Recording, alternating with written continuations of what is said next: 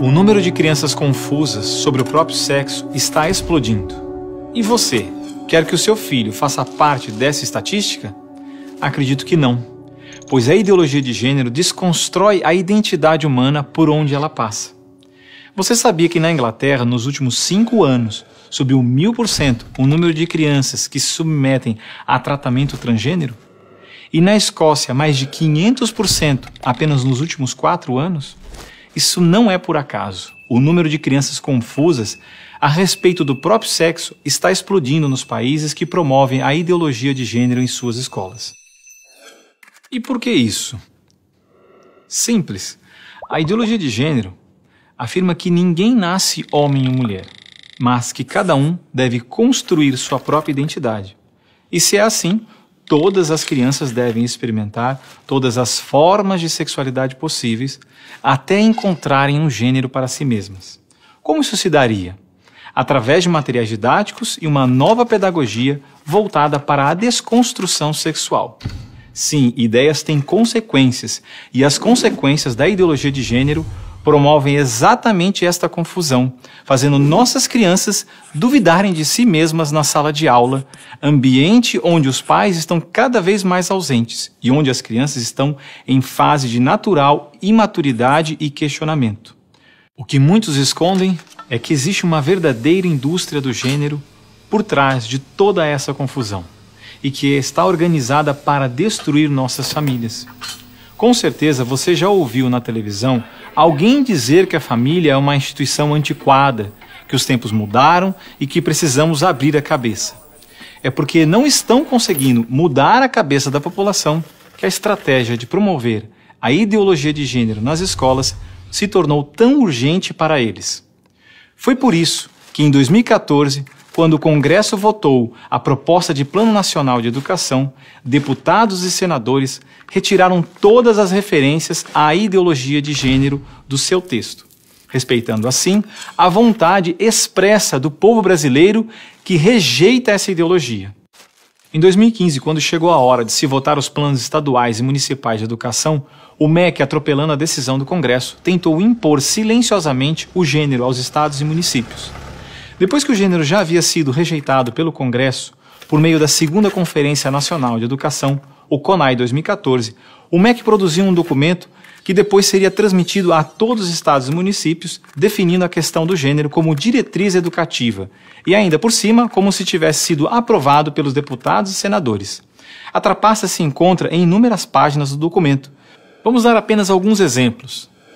Na página 25, o MEC afirmava que a União, os estados e os municípios deveriam promover a diversidade de gênero. Veja, não estão falando em respeitar a diversidade de gênero, mas sim em promovê-la. Na página 36, você vai ler que os estados e municípios deveriam disseminar materiais pedagógicos que promovam a igualdade de gênero, orientação sexual e identidade de gênero.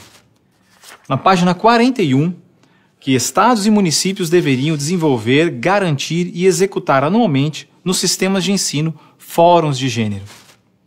Na página 92, que estados e municípios deveriam ampliar os programas de formação dos professores sobre gênero, diversidade e orientação sexual.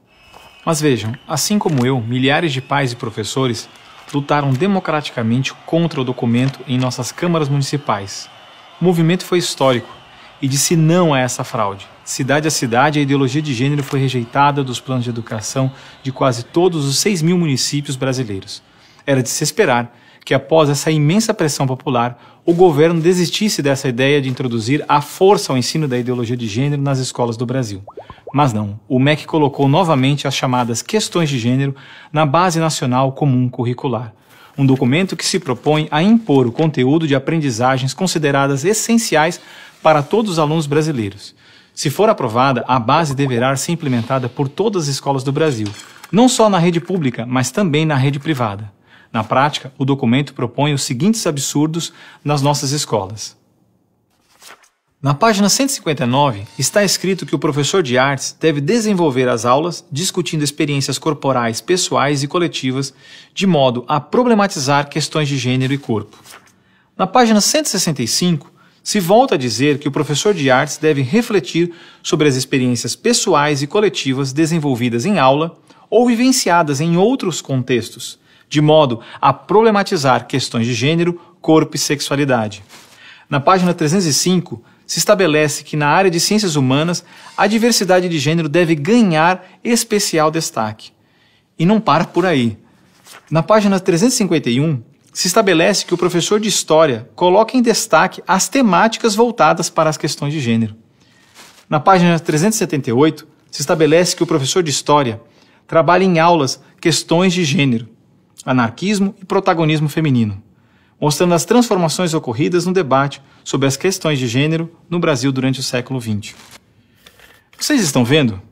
A ideologia de gênero está presente no documento, é explícito, e o governo brasileiro demonstra com isso ignorar a vontade popular. Se a base for aprovada, terá valor de lei e será obrigatória. A ideologia de gênero será imposta de forma autoritária como a única moral permitida, quer os pais queiram ou não. Mas o que diz a nossa Constituição? Diz que a educação é dever do Estado e da família, e que o Estado deve criar todos os meios legais necessários que garantam à família a possibilidade de se defender contra qualquer programa, prática ou propaganda que contrarie o respeito aos valores da família.